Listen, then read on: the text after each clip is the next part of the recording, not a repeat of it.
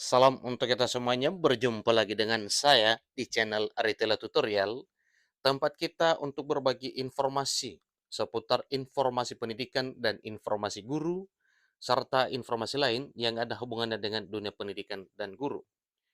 Pada pertemuan ini, saya menyapa seluruh Bapak Ibu honorer setanah air yang selalu setia melaksanakan tugas tanpa mengenal lelah. Saya yakin bahwa Bapak Ibu honorer tetap semangat dalam melaksanakan kegiatan pelayanan publik di instansi pemerintah pusat maupun di instansi pemerintah daerah. Saya pastikan bahwa semua Bapak Ibu honorer selalu dalam keadaan sehat walafiat.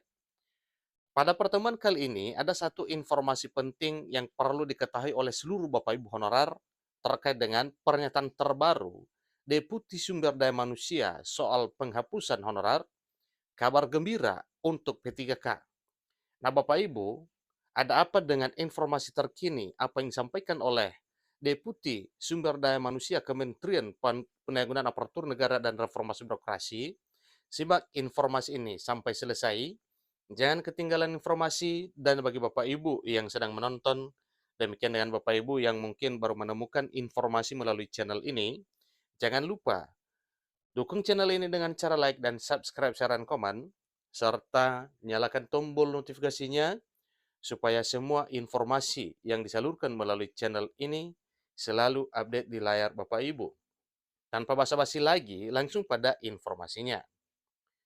JPN.com Padang mencatat satu informasi terkait dengan apa dan bagaimana nasib honorer di tahun 2023 tahun ini sebelum November 2023. Deputi Bidang Sumber Daya Manusia Aparatur Kementerian Penanggulangan Aparatur Negara, Alex Denny, menyampaikan satu pernyataan terbaru soal kebijakan penghapusan honorer per 28 November 2023. Nah, ada apa dengan ini Bapak Ibu? Sebagaimana sebelumnya bahwa sudah disampaikan satu keputusan bahwa per 28 November 2023 akan diterapkan penghapusan honorer, yang mana penghapusan dimaksud adalah penghapusan status yang maknanya peralihan status dari honorer menjadi aparatur sipil negara. Dia menjelaskan bahwa penghapusan pegawai non-ASN merupakan salah satu klaster dalam pembahasan RUU atau Revisi Undang-Undang Aparatur Sipil Negara, RUU Revisi Undang-Undang Nomor 5 Tahun 2014 tentang Aparatur Sipil Negara. Alex mengatakan bahwa RUU ASN yang sedang dibahas sekaligus menjadi solusi atas permasalahan tenaga honorer non-ASN yang saat ini jumlahnya membengkak hingga 2,3 juta orang dari proyeksi sebelumnya yang hanya tinggal sekitar 400.000 orang saja. Pembengkakan jumlah tenaga honorer non-ASN atau honorer tersebut terutama di pemerintah daerah, karena memang banyak di daerah membutuhkan tenaga honorer non-ASN dibandingkan dengan instansi pusat. Data resmi dari Kementerian Penanggulangan Aparatur Negara dan Reformasi Birokrasi menyebutkan total jumlah honorer di Indonesia ada sebanyak 2.355.092 orang. Jadi jumlah tersebut ini terdiri dari 325.517 honorer yang tersebar di 66 instansi pusat dan 2.029.575 honorer yang bekerja di 529 instansi daerah. Alex Denny kembali menyebutkan mengenai 3 prinsip penyelesaian masalah 2,3 juta tenaga honorer, yakni pertama, tidak akan ada pemutusan hubungan kerja atau tidak akan ada PHK massal terhadap honorer. Yang kedua, pendapatan honorer tidak akan lebih rendah dari yang diterima selama ini. Bahkan bila perlu, pemerintah berupaya untuk menambah kesejahteraan para honorer ini. Ketiga, tidak boleh ada pembengkakan anggaran sebagai akibat penghapusan honorer. Maka semua ini adalah langkah penting yang harus ditempuh oleh pemerintah melalui Menpan RB terkait dengan keselamatan honorer. Prinsipnya, katanya kita amankan 2,3 juta tenaga non-ASN agar tak ada pemberhentian massal, juga tidak boleh ada pengurangan pendapatan dari yang diterima saat ini. Sekaligus kami memastikan tidak boleh ada pembengkakan anggaran, ujar Alex Denny dalam uji publik RUASN di Universitas Negeri Padang atau UNP pada hari Jumat 4 Agustus. Kabar gembira untuk P3K. Sangat luar biasa Bapak Ibu.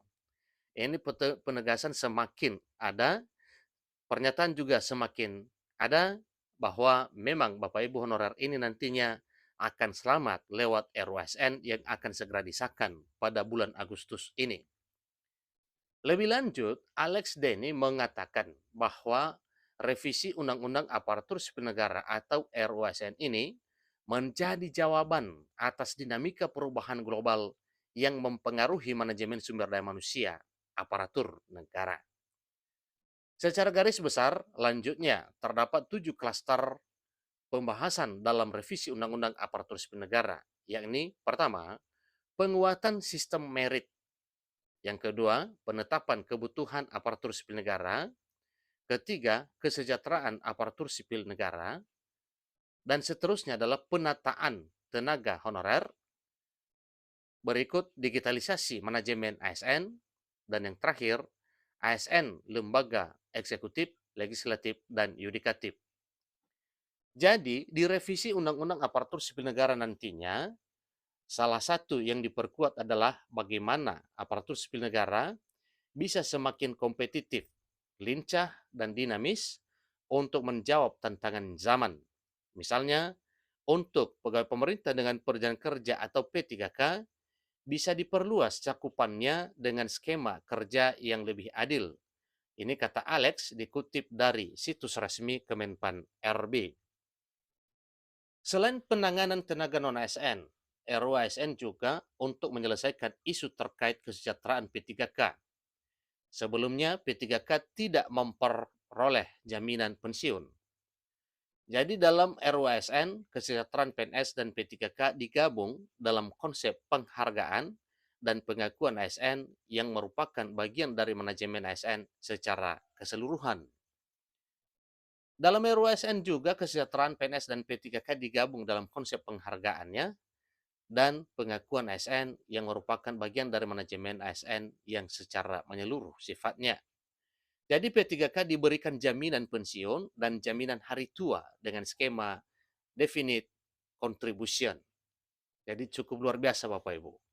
Kalau dulu belum pernah dipikirkan terkait dengan jaminan pensiun para P3K dan sekarang melalui RUASN terbaru itu akan dipikirkan sebagaimana yang telah disampaikan bahwa P3K diberikan jaminan pensiun dan jaminan hari tua dengan skema definite contribution. Perbaikan rancangan penghargaan dan pengakuan dilakukan secara menyeluruh dan dipersiapkan amanatnya untuk dapat disesuaikan dengan kebutuhan dan anggaran agar sistemnya semakin adil dan kompetitif, jelas Alex. Jadi uji publik RUASN di Universitas Negeri Padang atau di UNP dihadiri para akademisi di sejumlah perguruan tinggi di Padang hingga perwakilan Pemda Provinsi Sumatera Barat. Dekan Fakultas Ilmu Sosial UNP, Afrifa Khaidir, menilai revisi Undang-Undang ASN merupakan sesuatu yang sangat lazim karena perubahan global sosial dan politik yang demikian cepat. Jadi P3K sangat terlindungi dengan undang-undang ini, itu harus diakui. Teorinya menjustifikasi perubahan ini, apalagi ada desakan situasional yang menuntut perubahan, ujar Afrifa. Demikian informasinya Pak Ibu, semoga RUASN ini dapat disahkan sesuai dengan jadwal yang telah disampaikan sebelumnya bahwa pada persidangan di bulan ke-7 atau di bulan Juli kemarin itu sudah disampaikan bahwa pembahasan RUASN ini akan diperpanjang hingga pada masa persidangan di bulan Agustus dan sebelum masa persidangan bulan Agustus oleh pemerintah pusat melalui Men 4 RB telah melakukan uji publik di 2 universitas yang sudah berlalu, yaitu Universitas Negeri Semarang atau UNES dan Universitas Negeri Padang atau UNP.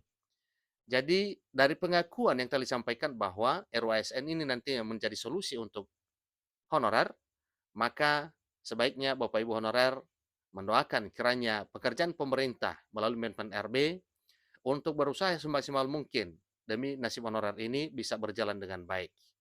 Dan doakan juga kiranya RUASN segera disahkan pada persidangan bulan Agustus ke depan ini. Sampai ketemu pada informasi berikutnya. Terima kasih.